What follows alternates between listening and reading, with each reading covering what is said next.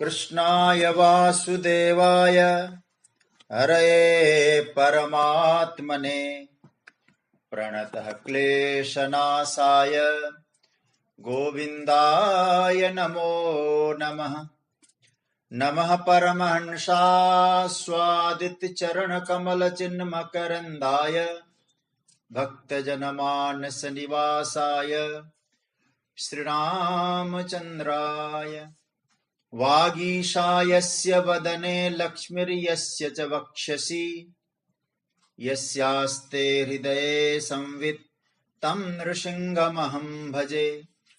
गुरुर्ब्रह्मा गुरुर्विष्णुर्गुरुर्देवो महेश्वरः गुरुः साक्षात् परब्रह्म तस्मै श्री गुरवे नमः। भगवत चरण कमलानुरागी सभी प्रियजन आत्मीयजन, आप सभी को मेरा प्रणाम वंदन अभिनंदन। स्वाध्याय परिवार के हम सभी पारिवारिक सदस्य भगवान की कृपा की अनुभूति करते हुए मानव जीवन का सर्वोच्च लाभ प्राप्त कर रहे हैं। प्रभु की मंगलमयी कृपा से सत्संग में अवगाहन करने का सद्भाग्य प्राप्त हो रहा है। श्रीमद् भगवद गीता के आधार पर हम लोग आत्मचिंतन कर रहे हैं, ब्रह्म चिंतन कर रहे हैं। अपने साधना के मार्ग में आई हुई कठिनाई को पहचानने की कोशिश कर रहे हैं आती हुई, और कैसे उन कठिनाइयों से मुक्त होकर उस परम सुख की हम लोग अनुभूति कर सकें, इसके लिए हम लोग प्रयत्न कर रहे हैं। सज्जनों, श्रीमद् भगवद गीता के आधार पर ही हम लोग चिंतन की यात्रा कर रहे हैं। कल हम लोग 27वें श्लोक की चर्चा में ये बात पर चिंतन किए कि प्रशांत मनसम हेनम योगिनम सुखमुत्तमम उपैति शांत रजसम ब्रह्म भूतम अकल्मषम। कि इस श्लोक के माध्यम से हमको ये मालूम पड़ा कि धीरे धीरे तमोगुण से ऊपर उठकर रजोगुण से भी ऊपर उठकर मन शांत हो जाए, सत्वगुण में अवस्थित हो जाए साधक। लेकिन सत्वगुण से भी ऊपर उठना होगा, तभी आप प्रशांत बनेंगे। फिर उस परमात्मा के स्वरूप की ओर आपकी यात्रा बनेगी। आज हम लोग 28वें श्लोक के आगे की यात्रा करने जा रहे हैं। तो 28वें श्लोक की चर्चा करेंगे। पहले इसका खूब प्रेम पूर्वक हम लोग पाठ करें, फिर गुरु चरणों का जो जूठन है उसका आधार लेकर हम लोग यात्रा करेंगे। सबसे पहले मेरे साथ पाठ करिएगा 28वां श्लोक। युञ्जन्नेवं सदात्मानं योगी विगतकल्मषः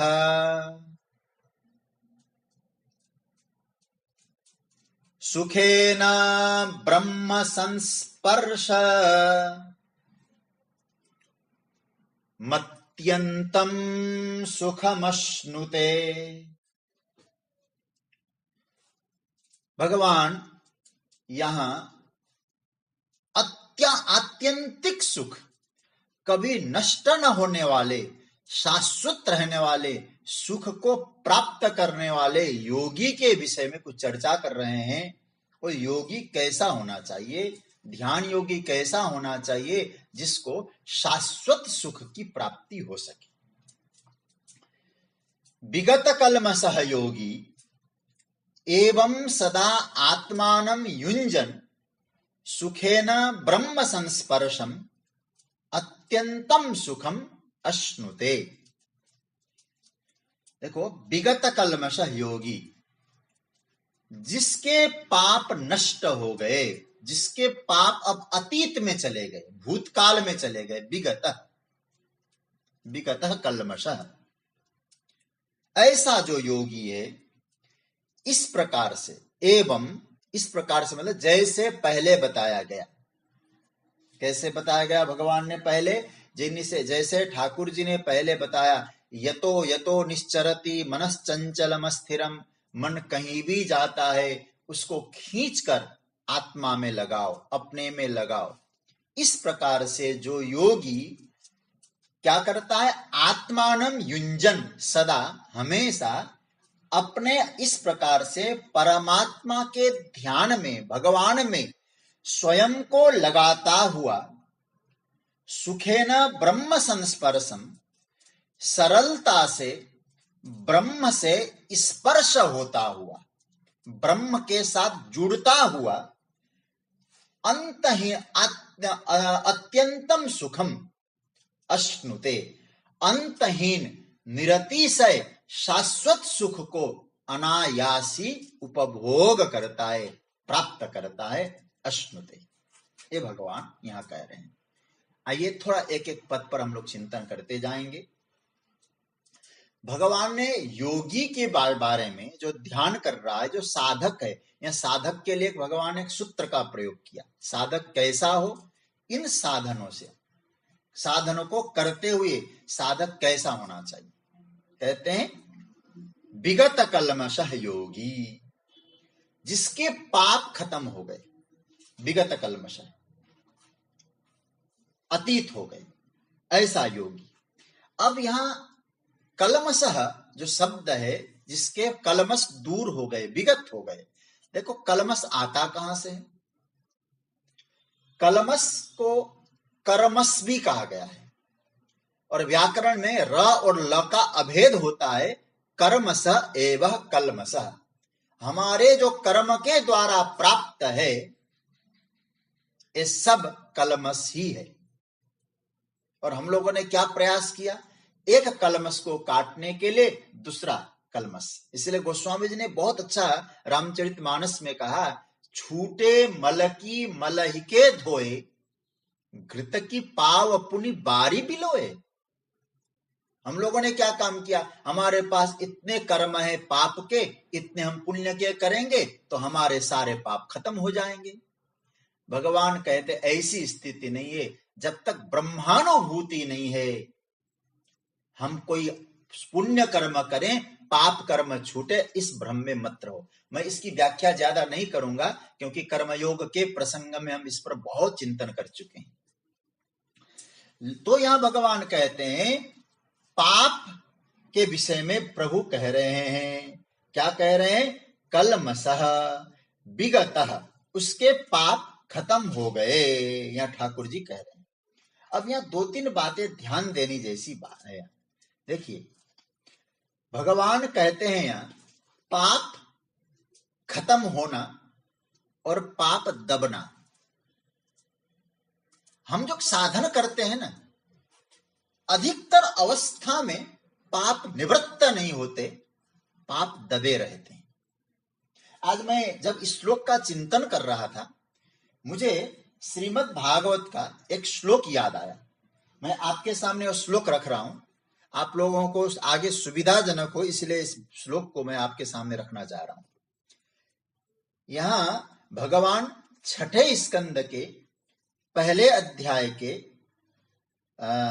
13वां और 14वां श्लोक, हमारे पोद्दार जी के लिए बहुत सुविधाजनक हो जाएगा, तो इसलिए नंबर भी बता रहा हूं। छठे अध्याय के छठे स्कंद के पहले अध्याय का 13वां और 14वां। भगवान कह रहे हैं तपसा ब्रह्मचर्येण समेन च दमेन च त्यागेन सत्य शौचाभ्याम यमेन नियमेन च देहवाग बुद्धिजम धीरा धर्मज्ञा श्रद्धयान्विता क्षिपन्त्यघम महदपि वेणुगुल्ममिवानल। भगवान यहां कह रहे हैं त्यागेन तपसा, तपस्या करते हैं, ब्रह्मचर्य का व्रत पालन करते हैं, सम दम उपरति त्याग सत्य पवित्रता यम नियम, ये सब हम लोग किस लिए कर रहे हैं, श्रद्धापूर्वक करते भी हैं। पाप निवृत्ति के लिए करते हैं। लेकिन यहां सुखदेव जी महाराज जो बातें कह रहे हो हम जैसों के लिए बहुत समझने जैसी। सुखदेव जी कहते हैं क्षिपंत्यगम महदपि वेणुगुल्ममिवान। वो पाप कैसे होते हैं हमारे, जैसे बांस की खेती होती है ना, उस बांस की खेती में आग लगने की तरह हमारे पाप ऐसे ही खत्म होते हैं। ध्यान से समझना, हम लोगों ने त्याग, तपस्या, ब्रह्मचर्य, सम, दम इत्यादि नियमों का पालन किया तो हमारे पाप भी ऐसे ही खत्म हो जाएंगे जैसे वेणु गुल्म विवानलः, जैसे वेणु की बांस की खेती आग लगने के बाद नष्ट हो गई। और आपको समझना है इस सूत्र को। एक बात समझना है, बांस की खेती में आग लगने पर बांस खत्म हो गया यह सत्य है, लेकिन हमारे चिंतकों ने, व्याख्याकारों ने एक सूत्र दिया। और सूत्र ये दिया कि एक दोष है इसमें। और दोष क्या है? और दोष यह है जैसे बांस की खेती करने वाले लोग एक ऋतु में बांस में आग लगा देते हैं खेत में। और क्यों लगाते हैं? क्योंकि परिणाम दूसरा होता है। होता यह है बाहर का बांस जल जाता है और भीतर जो बांस का जो जड़ है वो दबा रहता है। तो बाद में उमड़ घमड़ के जब बादल गरजते हैं, वर्षा होती है, जो राख था वो खाद बन जाता है। तो नीचे दबे हुए उस जड़ तत्व से बांस का जो जड़ है वो जब उससे मोटे मोटे बांस प्रकट होते। तो हमारी जो साधनावस्था है, कभी कभी तो साधनावस्था में तो ऐसा लगता है कि हमारे पाप खत्म हो गए, अब पाप नहीं है, क्योंकि बहुत अच्छा है ना। इसलिए अब अभी आपको समझाऊंगा यह बात। भगवान इसलिए कहते हैं सदा, हमेशा, क्योंकि हम लोग हमेशा उस साधना से नहीं जुड़ पाते। तो परिणाम क्या होता है? और विषयों की बयार आ गई, विषय उपस्थित हो गए तो भीतर दबी हुई वासना और फिर प्रकट होने लगती है। तो पाप विगत कलमश नहीं हुए, पाप दब गए, निर्मूल नहीं हुए, दबे हुए हैं, दिखाई नहीं दे रहे। और याद रखना, दिखाई न दे इसका अर्थ यह नहीं है कि खत्म हो गए, वो प्रकट होते हैं। अरे भाई, चोर यदि दिखाई नहीं दे रहे हैं तो चोर खत्म थोड़ी ना हो गए कि ऐसी व्यवस्था मिल जाए उनको तो दोबारा चोरी करने आ जाएंगे। तो हमारे पाप भी ऐसे ही दबे रहते हैं साधना के पक्ष में, तो विगत कलमश नहीं बन पाते, क्योंकि हम लोगों ने ये सोचा परमात्मा साधन साध्य है। मैं फिर कह दूं, परमात्मा साधन साध्य नहीं, कृपा साध्य है। तो यहां भगवान सूत्र दे रहे हैं विगत कलमशः, पाप दबे नहीं, पाप निर्मूल हो गया और साधना करते समय। क्यों? उसने अत्यंत सुख, निरतिशय सुख, परमानंद की अनुभूति की है। इसलिए जगतगुरु शंकराचार्य कहते हैं जीवन में ब्रह्म प्राप्ति पर पाप वासना स्वतः निर्मूल हो जाता है। तो सज्जनों, अब यह सूत्र एक और समझ लेना, थोड़ा गंभीर चिंतन करने की आवश्यकता है इस श्लोक पर। फिर उसके बाद तो भगवान प्रसंग ही परिवर्तन कर देंगे। देखिए, पाप किसको कहेंगे? विगत कलमशः, इसको तो आपने तो समझ लिया कि पाप दबे रहते हैं। तो पाप कहते किसको है? और हम लोगों ने पाप किसको कहा? पूजा न करे हम कहते पाप, पाठ न करे हम कहते पाप, मंत्र जाप न करे हम कहते हो पाप कर रहा है। लेकिन पाप की कोई परिभाषा नहीं है। मंत्र जाप न करो पाप लगेगा ऐसा मैं नहीं कहूंगा कभी, पूजा पाठ न करने पर पाप लगेगा ऐसा भी नहीं है।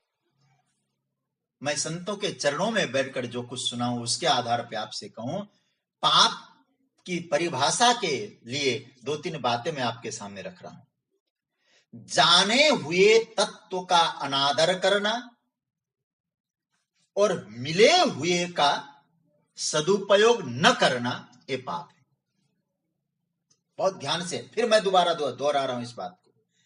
जाने हुए का अनादर करना, आदर न करना, और मिले हुए का सदुपयोग न करना, इसका नाम है पाप। अब जाने हुए का अनादर किसको कहते हैं? उदाहरण के तौर पे मैं कह दूं, एक पतिव्रता नारी है, बड़ी श्रद्धा रखती है अपने पति के प्रति।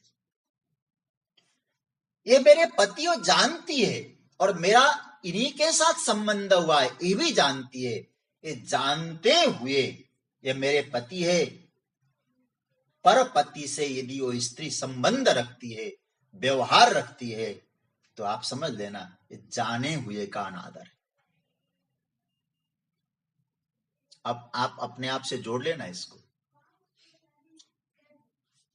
भगवान अपना है और संसार हम बिल्कुल अच्छी तरह से जानते हैं, बिल्कुल हमारी मस्तिष्क में है। संसार पहले जब हम आए थे अपना नहीं था, बाद में भी अपना रहेगा नहीं, जो कुछ है वो भी अपना नहीं हो सकता। ये अच्छी तरह जानते हैं कि नहीं, पहले आप विचार करिएगा।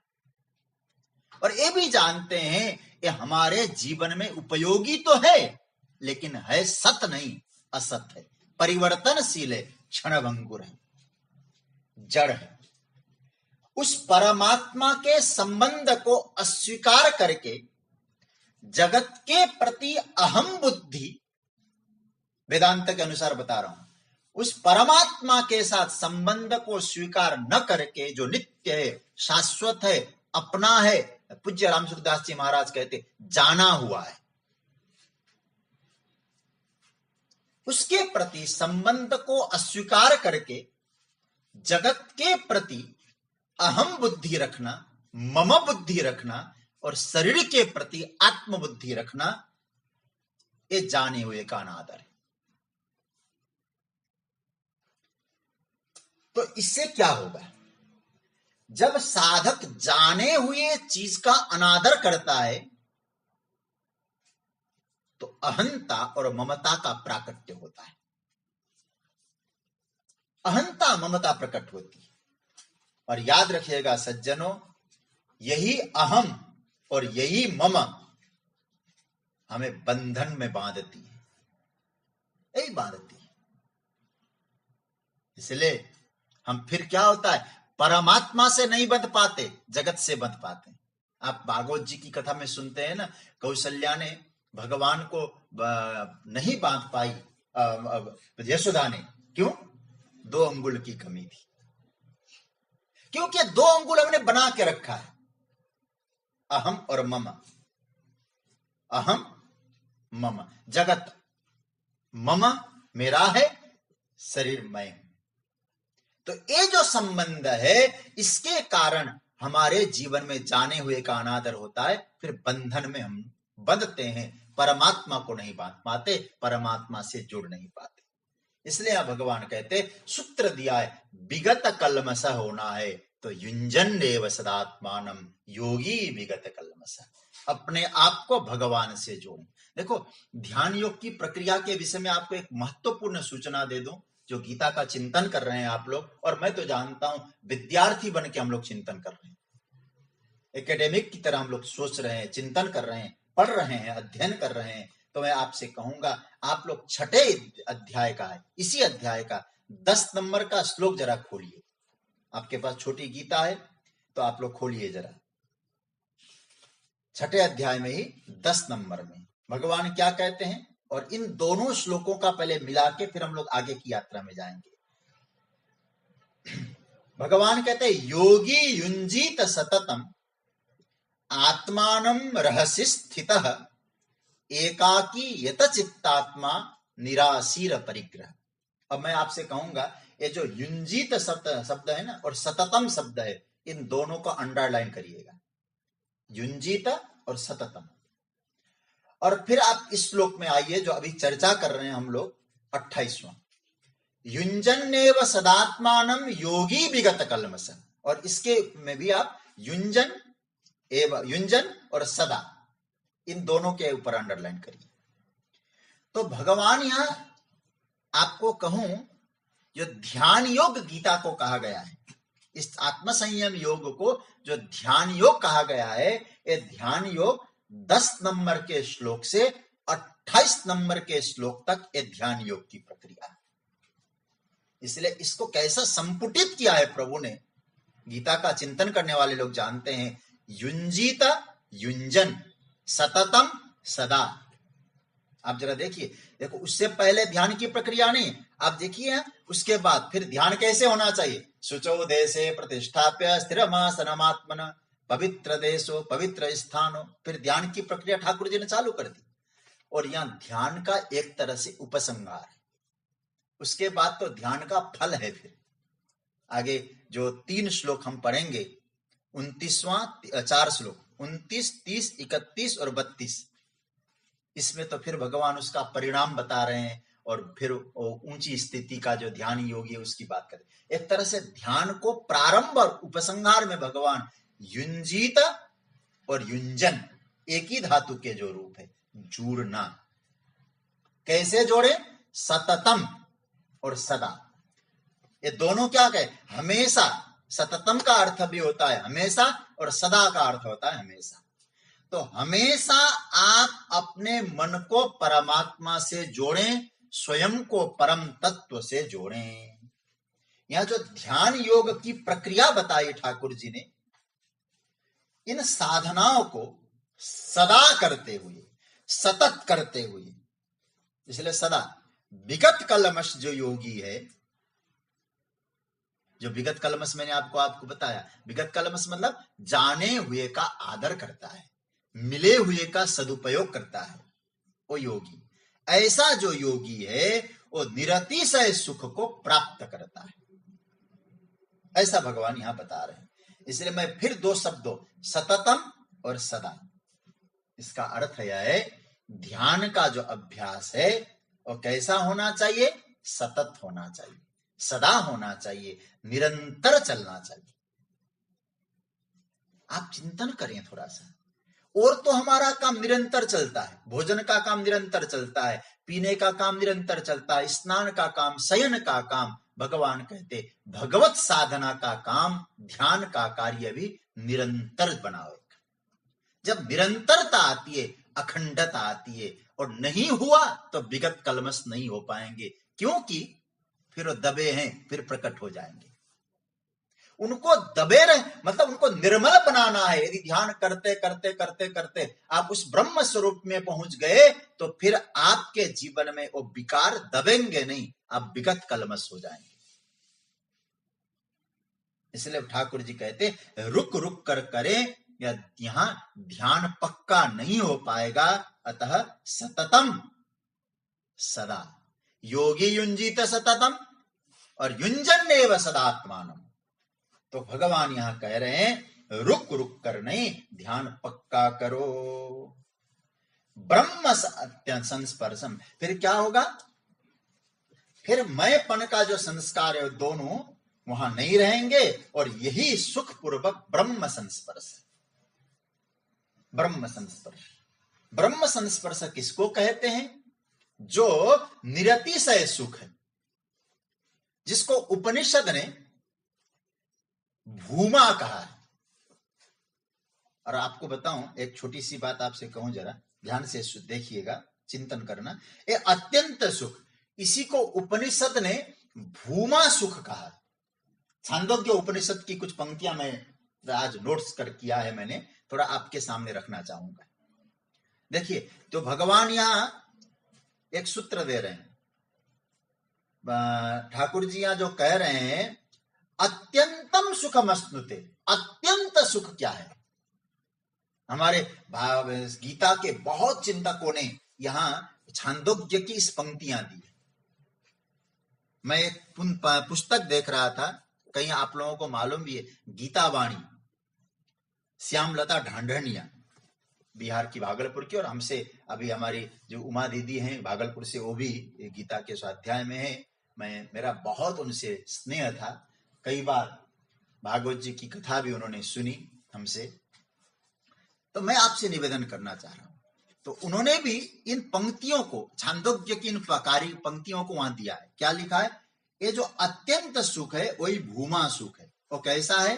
तो कहते यो वै भूमा तत्सुखम नाल्पे सुखमस्ति भूमैव सुखम भूमा त्वेनम विजिज्ञासितव्यः। बहुत सुंदर पंक्ति है उपनिषद की। देखो क्या कहते हैं, यो वै भूमा तत्सुखम, जो भूमा है वही सुख है। न अल्पे सुखम अस्ति, इसलिए अत्यंत अल्प में सुख नहीं है, वहां व्यापक है, अल्प नहीं है वो सुख, छोटा सुख नहीं है, व्यापक सुख है। और कुआं नहीं है और नदी नहीं है और अनंत सागर है, और भूमा ही सुख है।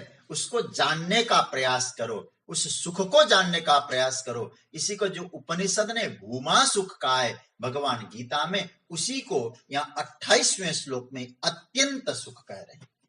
अत्यंतम सुखम अश्नुते। फिर चिंतकों ने कहा कि महाराज ये जो अल्प सुख और भूमा विशाल सुख, विराट सुख, उसका अंतर बता दीजिए जरा, क्या है। छांदोग्य की ही पंक्ति आपके सामने रख रहा हूं। यत्र नान्यत पश्यति नान्यत शृणोति नान्यत विजानाति स भूमा।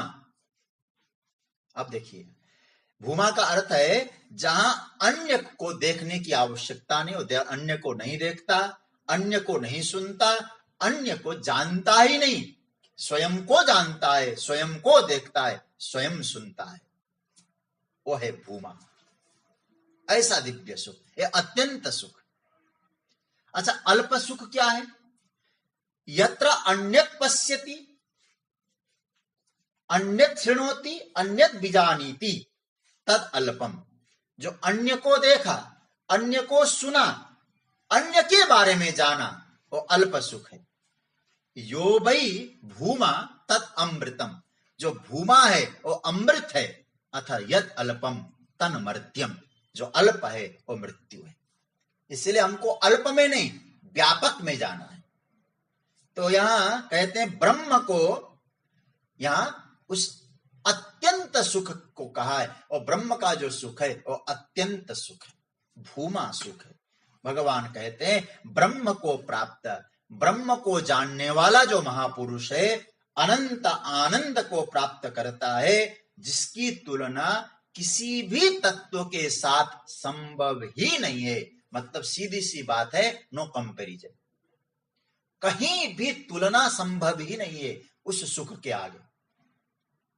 आप कहोगे बोले ऐसा सुख, ऐसा सुख, अतुलनीय सुख। इसलिए उस सुख को क्या कहता है? अश्नुते, कहते हो व्याप्नोति, प्राप्त करता है, अभेदेन अनुभवति। हमारे महापुरुषों ने इस श्लोक पर बड़ा सुंदर चित्रण किया है। और सुख को अभेदेन अनुभवति, भेद रहित होकर, आत्मतया अनुभवति, मतलब भेद रहित होकर अनुभव करता है। उस भूमा से स्वयं अभेद जानो तब। और याद रखना सज्जनों, और जो भूमा सुख है और आनंद है, वो अत्यंत सुख है। उस सुख की यात्रा भगवान ने यहां उपसंहार कर ली। और बीच बीच में जो भगवान ने कहा ऐसा वैसा, मैं एक दो बातें आपसे और कहना चाहूंगा। देखिए, साधना पथ में कठिनाइयां आएगी। भगवान जो कहते हैं योगी युंजन्नेव सदात्मानम योगी विगत कल्मषः सुखेन ब्रह्म संस्पर्शम, सरलता से अनायास से उस ब्रह्म को पाता है। लेकिन अनायास से पाना है, साधना के मार्ग में तो जाना है उसको। लेकिन साधना के मार्ग में जो कठिनाइयां होती है ना, उसको थोड़ा पकड़ना। हम लोग एक मटके को खरीदने जाते हैं तो भी 2-3 बार ऐसा ठोक पीटते हैं, मजबूत है कि नहीं है भाई, ऊपर से ऐसा देखते हैं, इधर से देखते हैं। आप जरा सोचिए, परमात्मा की मिलन की ये यात्रा है, कोई साधारण यात्रा नहीं है। लल्लू पंजू की तरह कोई चीज लेने जा रहे हैं। उस परम सत्ता की अनुभूति करना है, उस परम अमृत का, परम सुख का अनुभव यदि हमको करना है तो कठिनाइयां आनी स्वाभाविक है। और इतना ही नहीं कहूं, कठिनाइयां आनी भी चाहिए। और जब कठिनाइयों से हम पक्के हो जाते हैं ना, तो किसी मशीन को आप देखते होंगे ना, क्या लिखा? टेस्टेड ओके, अब परिपक्व हो गया, फिर उसकी यात्रा पूरी होती है। कठिनाई, अब सबरी माता के जीवन में साधना का मार्ग यदि हम देखें, कितनी कठिनाइयां आई, लोगों ने क्या क्या नहीं कहा, लेकिन मतंग ऋषि ने कहा टेस्टेड ओके, राम जी स्वयं गए मिलने, लेकिन धैर्य रखिए, साधना के पथ पर अविचलित हो जाए। देखिए, मैं आपसे कहूं, जिन महापुरुषों ने भगवत साधना की, परमात्मा को पाने का व्रत लिया, तपस्या की, उनका जीवन सहज नहीं रहा, बहुत कठिनाइयां आई। अब थोड़ा सा चिंतन करना, जिस गीता की हम चर्चा कर रहे हैं, और गीता की यात्रा कहां हुई है? हम लोग यहां बैठे हैं आनंद से, ऐसी बढ़िया व्यवस्था है जूम ऐप पर, यहाँ बैठे हैं। आप लोग कहां बैठे हैं? हमारे मनोज जी ने ऐसी व्यवस्था कर दी है। आप जरा सोचिए सज्जनों, जब गीता की चर्चा हुई तो कहां हुई थी? युद्ध के मैदान में। कितनी कठिनाइयां थी, धनुष पर बाण ताने महाराज विराजे थे योद्धा लोग। जो साधना का मार्ग जैसा हम सरल समझते, ऐसा नहीं। और मैं तो बार बार कहा करता हूं, साधना के मार्ग में आप यदि निकल रहे हैं तो जैसे गाड़ी गैरेज से निकालते समय आप लोग ये समझ लें कि रास्ते में सब जगह हरी बत्ती मिलेगी, और फिर आप निकलो तो कठिनाइयां होगी। भाव ये रहे, निकल रहा हूं, मुझे लक्ष्य को पाना है, लाल बत्ती मिले लेकिन मुड़ना वापस नहीं है, मुझे जाना है उधर, तो कठिनाइयां आएगी। क्योंकि अत्यंतम सुखम अश्नुते, हम साधारण सी अवस्था से उस अत्यंत सुख को पाना चाहते हैं, और यदि उन कठिनाइयों से नहीं घबराएंगे, फिर अत्यंतिक सुख प्राप्त होगा, अविच्छिन्न सुख प्राप्त होगा। योगी इस सुख का अनुभव करता है। ईश्वर में एक रूप होकर, परमात्मा की अनुभूति करके। और मैं आपके एक बात कहना चाह रहा हूं, बहुत ध्यान से समझना, परमात्मा की अनुभूति करने के बाद अत्यंत सुख, भूमा सुख को पाने के बाद व्यक्ति संसार का उपयोग करता है। और सच्ची बात तो यह है, अपने स्वरूप को जानने के बाद संसार का उपयोग कैसे करना चाहिए, किस प्रकार से वो संसार का उपयोग करता है, ये गीता शास्त्र ने सिखाया है। यह गीता का योग है। तिरस्कृत करके संसार को नहीं समझा, संसार का उपयोग किया है। और सज्जनों, योगी पदार्थों का उपयोग करता है। योगी, जिस योगी की भगवान चर्चा कर रहे हैं, विगत कल्मष योगी, संसार का उपयोग करता है, लेकिन आसक्त नहीं होता है, अनासक्त भाव से चिपकता नहीं। यह योग है सज्जनों। पाप क्या है? अभी तो मैंने एक परिभाषा दी, जिसको हम जानते हैं उसका अनादर करना, मिले हुए का दुरुपयोग करना। लेकिन आप यहां सोचिए और गंभीरता से, पाप करते कब है हम लोग? भोग पदार्थ के प्रति जो व्यक्ति की आसक्ति होती है ना, वो हमें पाप कराती है। बहुत सरल भाषा में कह रहा हूं, इसलिए यहां भगवान कहते विगत कलमस। कलमस को समझना, कई रूपों में समझने की आवश्यकता है। विगत कलमस का अर्थ हुआ कि कलमस दूर। और कलमस होता क्यों है? भोग पदार्थ के प्रति हमारी आसक्ति हमसे पाप कराती है। भोग पदार्थ पाप नहीं कराते, उस भोग पदार्थ के प्रति आसक्ति। जैसे किसी को रबड़ी खानी है, आपने एक बार अपने शहर में बहुत दूर एक होटल है, बहुत सुंदर मिठाई वाले की दुकान है, आपने वहां जाकर रबड़ी खाई, आपको बहुत अच्छा लगा, बड़ा स्वाद लगा।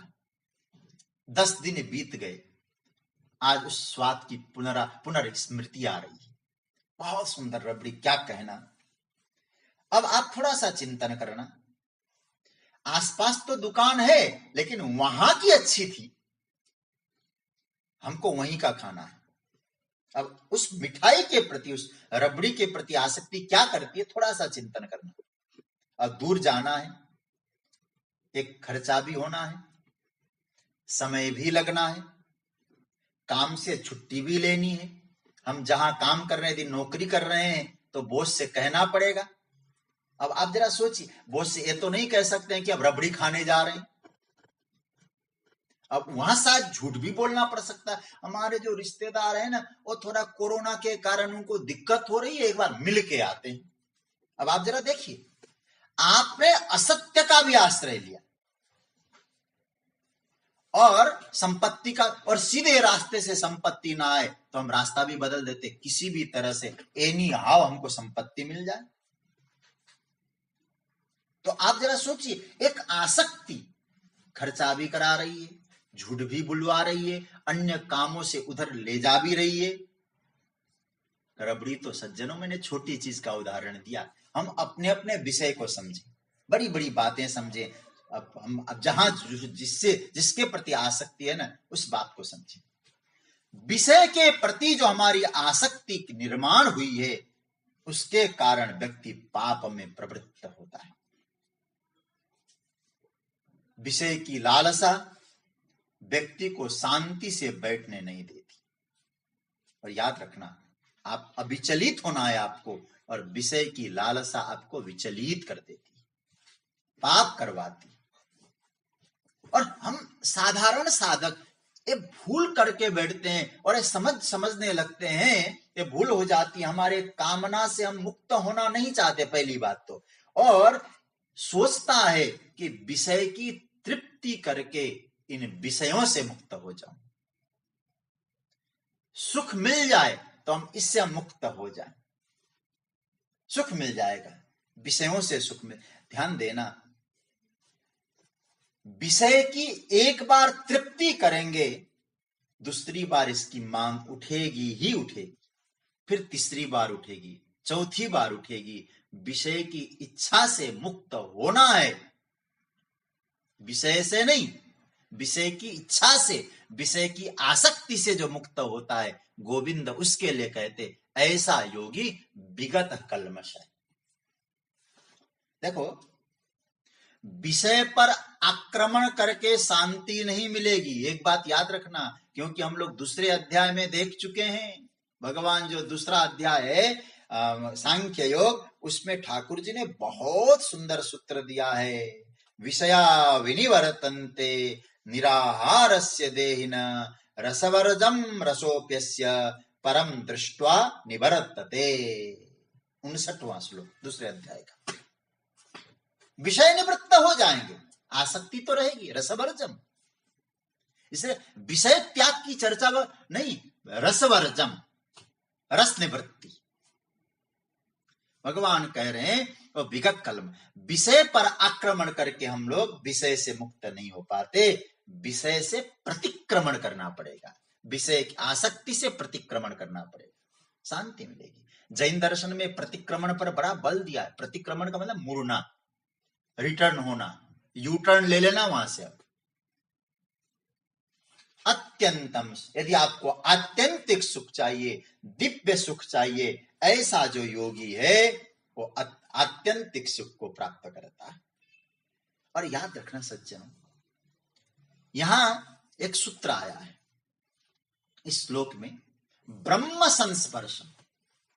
और हम लोग ब्रह्म संस्पर्श कहते हैं कि विषय संस्पर्श करते हैं, ये अपने आप से थोड़ा चिंतन करना।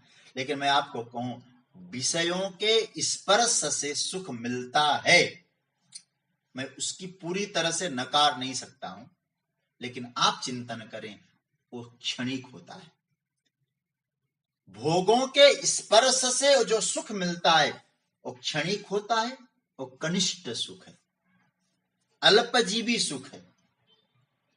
भोग स्वयं क्षणिक है। और एक बात कहूं मैं, ऐसा भोग जो भोगता है वो भोगने वाला भी क्षणिक होता है, और भोग क्षणिक बना भी देते हैं। इसलिए भर्तृहरि क्या कहते हैं, भोगान भुक्ता वयमेव भुक्ता। विषय के भोगने से, चाहे वो वस्तु हो चाहे वो व्यक्ति हो, जो सुख मिलता है वो कनिष्ठ सुख है, अधिक समय तक टिकता नहीं है वो सुख, स्थायी नहीं है वो सुख, विषय बदलते हैं। आज इससे सुख मिला, कल उससे सुख मिला, विषय बदलते रहते हैं। तो सुख कहां टिकता है, हमारे सुख की यात्रा कहां टिक रही है? अब एक छोटी सी बात कहूं, विषय का सुख कैसा होता है। एक मैं उदाहरण दे रहा हूं। आपको बहुत बढ़िया कहूं कि पकोड़ा खाने की इच्छा हो, आलू का बहुत बढ़िया पकोड़ा बना, और उस पकोड़े को खाने की इच्छा आपको जगी। अब आपके पास बहुत इच्छा, कब पकोड़ा मिले, कब पकोड़ा मिले।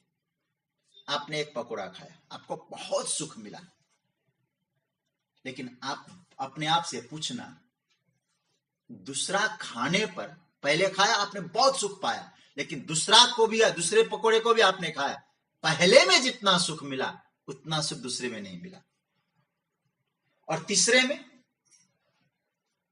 चौथे में, और 12-15 पकोड़े खा लिए आपने, 15 तक पकोड़े खा लिए, और किसी ने कहा एक और आप क्या कहेंगे? बस अब नहीं चाहिए। पहले तो आप बहुत खुश हो रहे थे, वाह क्या स्वाद है, क्या आनंद आ रहा है, वाह वाह कह रहे थे, अब क्यों ना कर रहे हैं? 16वें में ना कर दी, इसका अर्थ है भौतिक सुख जो विषयों से प्राप्त होते हैं वो सर्वदा सुख नहीं देते, वो क्षणिक है, अल्पजीवी है, और भोगने वाले को क्षीण कर देते हैं। भोगान भुक्ता भयमेव भुक्ता, तपो न तप्तम भयमेव तप्ता, कालो न यातो भयमेव यात, तृष्णा न जीर्णा भयमेव जीर्णा। समय कहां जा रहा है? हम ही तो जा रहे हैं। मनुष्य अपने आप के साथ एक छल ही तो कर रहा है। कई बार लोग क्या कहते हैं, क्या कर रहे हैं? अपने टाइम पास। आप जरा सोचिए सज्जनों, टाइम पास आप कर रहे हैं या टाइम ने आपको पास कर दिया है? समय तो वहीं खड़ा है, समय जा कहां रहा है? कल भी ये समय ऐसा था, परसों भी यही। समय नहीं जा रहा है, हम जा रहे हैं। और मैं आपसे कहूं, ये जो भौतिक सुख है एक क्षणिक है, लेकिन यहां क्या कहा? अत्यंतम सुखम, जो ब्रह्म सुख है वो क्षणिक नहीं है, अल्पजीवी नहीं है, और एक बात कहूं, भोगने वालों को क्षीण नहीं बनाती, उसका अंत भी नहीं।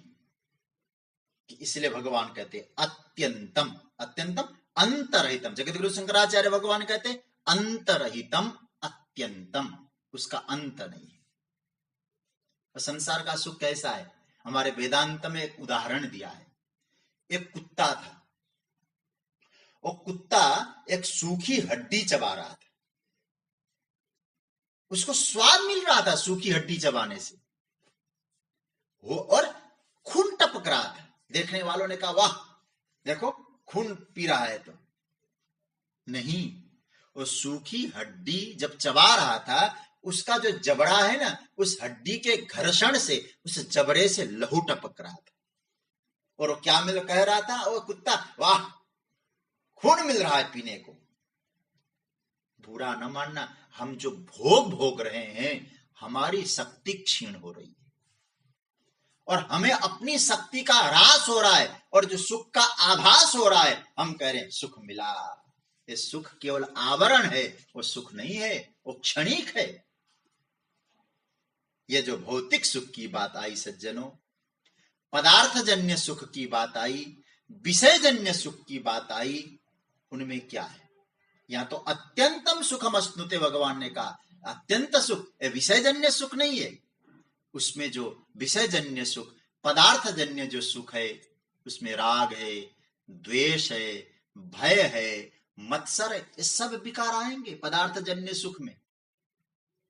आप कहेंगे कैसी बात कर रहे हैं आप? उदाहरण के तौर पे, आपने पैसे एकत्रित किए, आपके पास सामर्थ्य था, बैंक से कुछ लोन भी लिया हो, तो आपने बहुत अच्छी महंगी गाड़ी खरीद ली। गाड़ी आई आपके पास, आपको सुख मिला, पर आप जरा सोचिए उसके साथ क्या क्या जुड़ गया। किसी का द्वेष जुड़ गया, किसी की ईर्ष्या जुड़ गई। गाड़ी कहीं पार्किंग में रख दूं, पार्क में रख दूं, कहीं गड़बड़ न हो जाए, शीशा न टूटे, कोई ऐसा न करे, कोई खरोच न लग जाए, भय जुड़ गया। इसलिए प्रत्येक भौतिक सुख के पीछे विकार लगते हैं, भय जुड़ता है। मुझे एक श्लोक याद स्मरण में आ रहा है और आप सब वो श्लोक का आनंद लीजिएगा। भर्तृहरि ने कहा, संसार के प्रत्येक वस्तु, ऐसी कौन सी वस्तु है जो बताओ कि आपको उससे भय नहीं जुड़ा हुआ है। भर्तृहरि जी का वचन है, इसको समझना थोड़ा सा।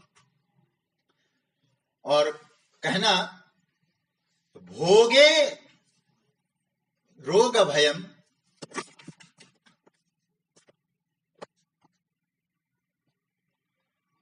मैं चर्चा कर रहा था संसार में, जिस विषय पे मैं चिंतन कर रहा था और बीच में थोड़ा सा गड़बड़ा गया।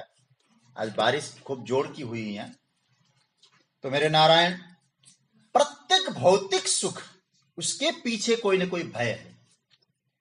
मैं जो चर्चा कर रहा था, भर्तृहरि जी का एक पद, एक श्लोक, वो कहते हैं, भोगे रोग भयम, कुले च्युति भयम, वित्ते नृपालाद भयम, माने दैन्य भयम, बले रिपु भयम, रूपे जराया भयम, शास्त्रे वादि भयम, गुणे खल भयम, काये कृतांताद भयम, सर्वम वस्तु भयान्वितम, भुविन्द्रनाम वैराग्यमेवा भयम। बड़ा सुंदर भाव है। यदि हम भोग रखेंगे जीवन में तो रोग होगा, भोग से रोग आएगा। कुल बड़ा होगा तो पतन का डर होगा। वित्ते नृपालाद भयम, और धन होगा तो राजाओं का डर होगा। वित्ते नृपालाद भयम, माने दैन्य भयम, मान होगा, दीनता का भय रहेगा। बले रिपु भयम, बल होगा तो शत्रुओं का भय होगा।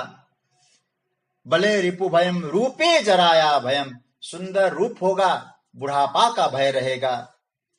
और शास्त्रे वादी भयम, शास्त्र होंगे तो वाद विवाद का भय होगा। गुणे खल भयम, गुण होंगे तो दुष्टों का भय होगा। काये कृतांताद भयम, शरीर मिला है तो मृत्यु का डर होगा। सर्वम वस्तु भयान्वितम, भूमिन्द्रनाम वैराग्यमेवा भयम, संसार की सभी वस्तुओं में भय है। यदि निर्भयता किसी चीज में है, वो है वैराग्य, आत्यंतिक सुख में निर्भयता है। इसलिए उस निर्भयता को हमें पकड़ना है। इन्हीं भय आदि विकारों के कारण व्यक्ति महत्तम जो कक्षा है उसकी, उस कक्षा में पहुंचकर भी सुख का भोग नहीं कर पाता, सुख का भोग नहीं कर पाता है।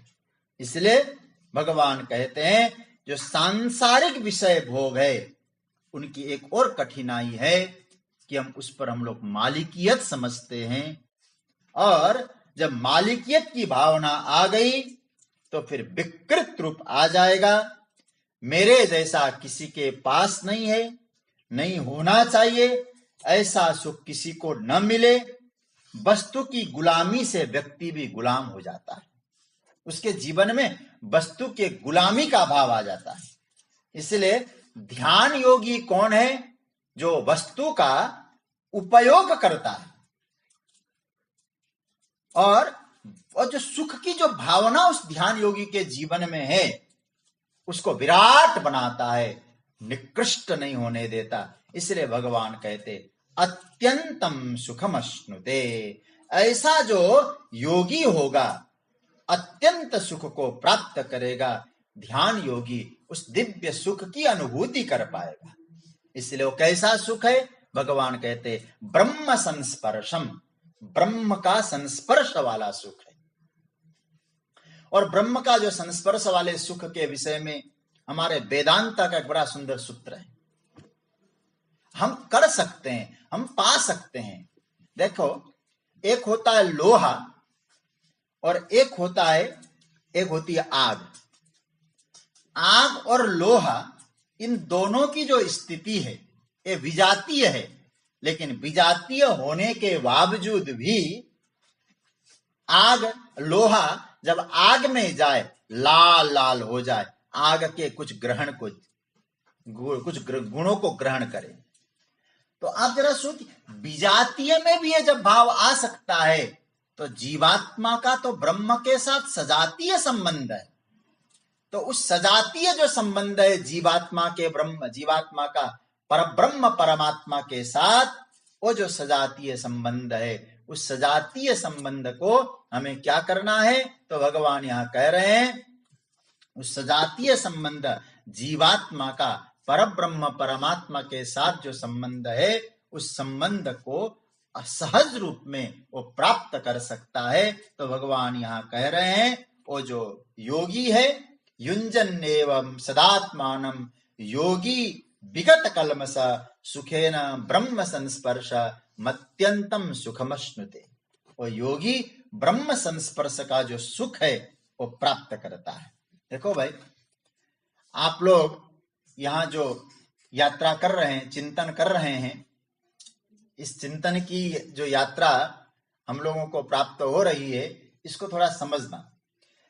श्रीमद् भगवत गीता के 5वें अध्याय का जो 22वां श्लोक है, 5वें अध्याय का जो 22वां श्लोक है, उसमें भगवान ने क्या कहा? एहि संस्पर्शजा भोगा दुःखयो नय एवते आद्यंतवंत कौन्तेय न तेषु रमते बुधा। ठाकुर जी बहुत सुंदर सूत्र दे रहे हैं यहां। कहते हैं कि इंद्रिय और विषयों के संस्पर्श से जो सुख की प्राप्ति होती है साधक को, और जो सुख की प्राप्ति के विषय में जो बात कर रहे हैं भगवान, वो जो धीरे धीरे लुप्त होती है। इंद्रिय और विषयों का जो सुख है वो लुप्त हो जाएगा। फिर कौन सा? ब्रह्म संस्पर्शम सुख। और वहां कौन सा सुख था? यही संस्पर्शजा भोगा दुःख योनय एवते आद्यंतवंत कौन्तेय न तेषु रमते बुधा। तो भगवान यहां जो कह रहे हैं, वहां वो रमण नहीं करता है। किसमें रमण करता है? आत्मा में रमण करता है, आत्मा की अनुभूति करता है। और ऐसा जो योगी है, वो योगी ध्यान योगी उस परम तत्व को, उस परम सुख को, उस परम आनंद को प्राप्त करता है। भगवान यहाँ सूत्र दे रहे हैं, और सज्जनों, इस सूत्र को हम समझने की कोशिश करेंगे।